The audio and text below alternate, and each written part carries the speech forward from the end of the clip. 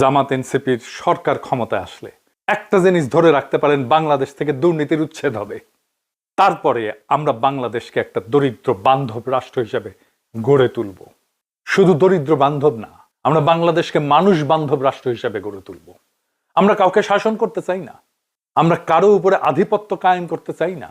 আমরা চাই যদি সম্ভব হয় এদেশে প্রত্যেকটা মানুষকে সাহায্য করতে।